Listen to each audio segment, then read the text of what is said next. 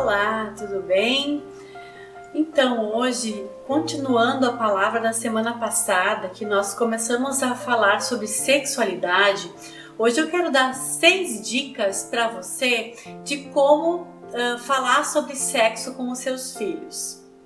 Mas antes de eu dar as dicas, eu quero compartilhar um versículo bíblico com vocês. E ele está em Tiago 1, o versículo 17. Toda boa dádiva e todo dom perfeito são lá do alto, descendo do Pai das luzes, em quem não pode existir variação ou sombra de mudança. Eu trouxe essa palavra porque muitas vezes, diante de alguma pergunta ou questionamento das nossas crianças, os pais ficam com vergonha, ficam apavorados, ficam envergonhados,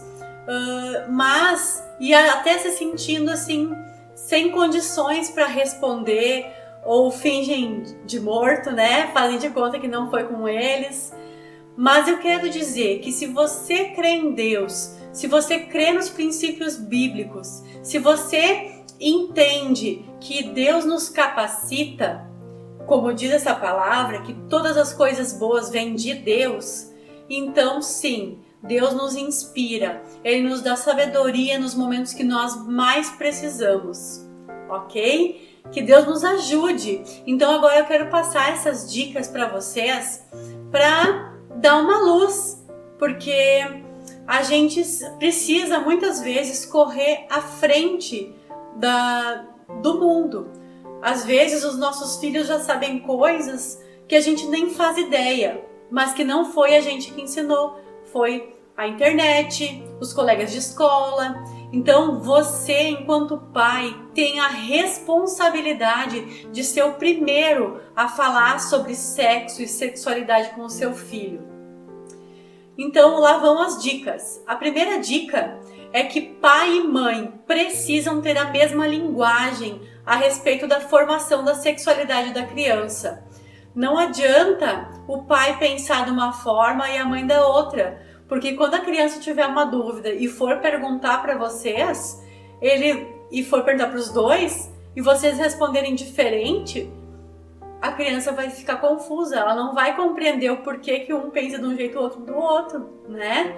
Número 2, nada de mandar o outro responder. Por exemplo, uma criança vem até você, seu filho, e lhe pergunta algo a respeito de sexo, de namoro. E aí você não sabe muito bem o que fazer na hora e diz, vai perguntar para sua mãe ou para o seu pai. Não faça isso. Número 3. Quando for questionado de algo pela criança, não se apavore. O negócio é fingir a plena, né? Fingir o pleno. Porque quanto mais a gente se demonstrar apavorado ou que aquilo é uma coisa muito grande, a criança não vai entender. Porque a criança não nasce com esse entendimento de que é algo grave, né? Aquilo que ela vem nos perguntar. Número 4.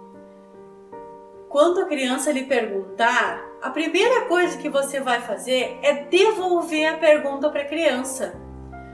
Isso é muito bom, porque além de você sondar o que ela já sabe sobre determinado assunto, ainda você vai ter um tempinho a mais para pensar numa boa resposta. Dica número 5. Quando você for responder a pergunta, responda de forma simples e objetiva, sem dar muitos rodeios, porque a criança ela precisa de uma coisa bem clara para ela compreender. E a número 6, se você não sabe o que responder, seja sincero com a criança. Diga, olha, a mamãe ou o papai não sabe nesse momento, mas a gente vai estudar e vai lhe dizer depois, tá certo? Mas nunca deixe a criança no vácuo, nunca deixe ela sem uma resposta ou sem ela se sentir segura. Porque, como eu já falei no vídeo passado, quando a criança ela procura um adulto para falar sobre sexualidade ou sobre sexo, é porque ela confia verdadeiramente. Então, que a gente possa se sentir beneficiado, e muito importante, porque quando uma criança procura é porque ela sente realmente tranquilidade de compartilhar com a gente. E que Deus nos ajude, né, a aproveitar esses momentos e as oportunidades que surgem para ensinar aos nossos filhos os princípios de Deus. Amém? Que Deus te abençoe.